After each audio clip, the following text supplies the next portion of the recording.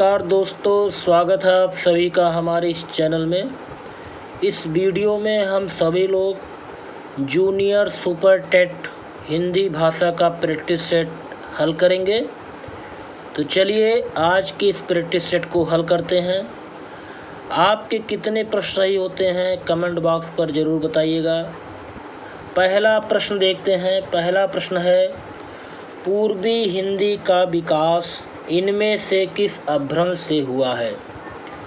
तो बताइएगा कि पूर्वी हिंदी का विकास किस अपभ्रंश से हुआ है।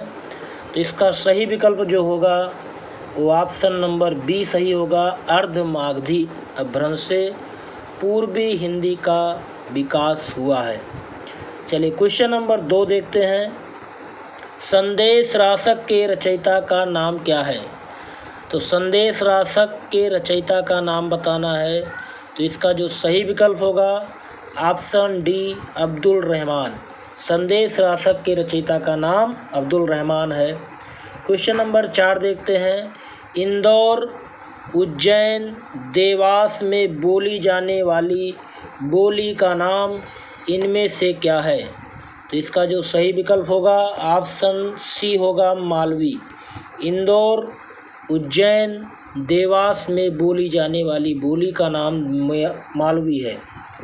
क्वेश्चन नंबर 4 देखते हैं। देवनागरी लिपि में स्वर ध्वनियों की संख्या कितनी है? तो बताइएगा देवनागरी लिपि में स्वर ध्वनियों की संख्या कितनी है? तो इसका सही विकल्प जो होगा ऑप्शन ए सही होगा 11। देवनागरी लिपि में स्वर ध्वनियों की संख्या 11 मानी जाती है। क्वेश्चन नंबर 5 देखते हैं। दक्षिण भारत हिंदी प्रचार सभा के संस्थापक कौन थे? तो इसका सही विकल्प होगा ऑप्शन बी महात्मा गांधी। दक्षिण भारत हिंदी प्रचार सभा के संस्थापक महात्मा गांधी थे। क्वेश्चन नंबर 6 देखते हैं।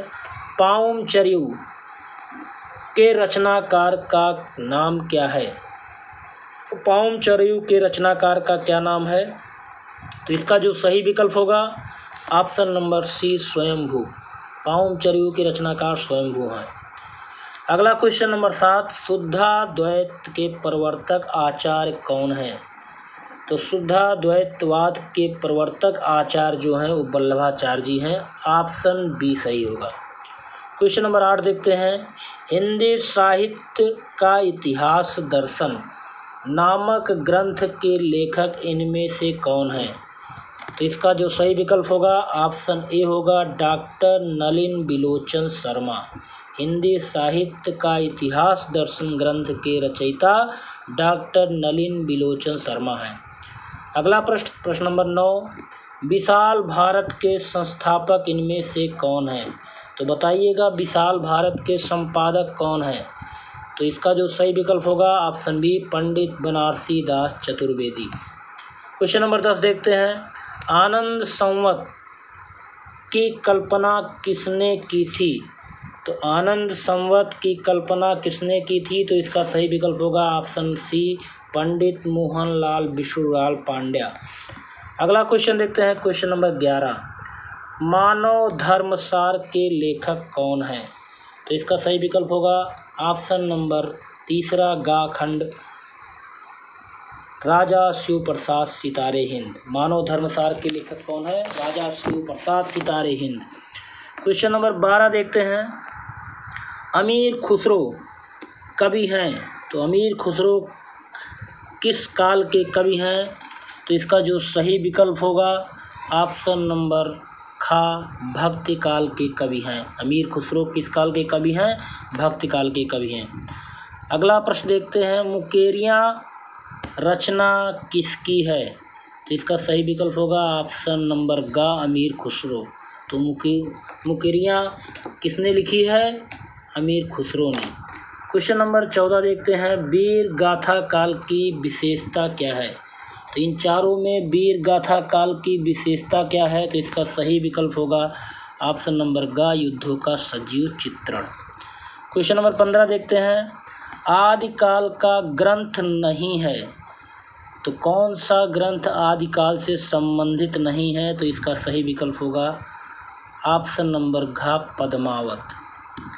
जिसकी रचना मलिक मोहम्मद जायसी ने किया है और ये भक्ति काल से संबंधित है। अगला प्रश्न देखते हैं, जय मयंक जस चंद्रिका के रचयिता कौन है? तो इसका सही विकल्प जो होगा ऑप्शन नंबर ग मधुकर कवि। जय मयंक जस चंद्रिका के रचयिता मधुकर कवि हैं। चलिए क्वेश्चन नंबर 17 देखते हैं, आला खंड का दूसरा नाम क्या है? तो आला खंड का दूसरा नाम क्या है? तो इसका जो सही विकल्प होगा ऑप्शन नंबर ख परमाल रासो। आला खंड का दूसरा नाम है परमाल रासो। क्वेश्चन नंबर 18 देखते हैं। क्वेश्चन नंबर 18 में आदिकाल का एक अन्य नाम कौन सा है? तो इसका जो सही विकल्प होगा ऑप्शन नंबर ख सिद्ध सामंत काल। आदिकाल को एक और नाम से जानते हैं, वो है सिद्ध सामंत काल। क्वेश्चन नंबर 19 देखते हैं, जयचंद प्रकाश किसकी रचना है? तो इसका सही विकल्प होगा ऑप्शन नंबर ग भट्ट केदार की रचना है। जयचंद प्रकाश भट्ट केदार की रचना है। क्वेश्चन नंबर 20, खुमान रासो किसकी रचना है? तो खुमान रासो जो है वो दलपत विजय की रचना है। चलिए अगला देखते हैं, वीर गाथा काल के कवि कौन हैं? तो वीर गाथा काल के कवि कौन हैं? इसका जो सही विकल्प होगा ऑप्शन नंबर घ चंद बरदाई। क्वेश्चन नंबर 22 देखते हैं, बुद्धिरास के रचयिता कौन है? तो बुद्धिरास के रचयिता कौन है? इसका जो सही विकल्प होगा ऑप्शन नंबर ग शालिभद्र सूरी। अगला प्रश्न देखते हैं, बीसल देव रासो के रचयिता कौन है? तो बीसल देव रासो के रचयिता जो हैं वो नरपति नाल जी हैं। ऑप्शन नंबर ख सही होगा। क्वेश्चन नंबर 24, आदिकाल के रचनाकार हैं। तो आदिकाल के कौन रचनाकार हैं? तो इसका सही विकल्प होगा ऑप्शन नंबर का नरपति नाल। आदिकाल के रचनाकार नरपत नाल हैं। चलिए क्वेश्चन नंबर 25 देखते हैं, हिंदी साहित्य के आदिकाल के लिए बीज वपन काल नाम किसने दिया? तो इसका जो सही विकल्प होगा ऑप्शन नंबर ख महावीर प्रसाद द्विवेदी ने हिंदी साहित्य के आदिकाल को बीज वपन काल का नाम दिया। तो दोस्तों यहाँ 25 प्रश्न पूरे होते हैं। आपको ये प्रश्न कैसे लगे? अगर अच्छे लगे हों तो लाइक और सब्सक्राइब जरूर कीजिएगा चैनल को। कमेंट बॉक्स पर जरूर बताइएगा। अगले टेस्ट में फिर मिलते हैं, तब तक के लिए जय हिंद।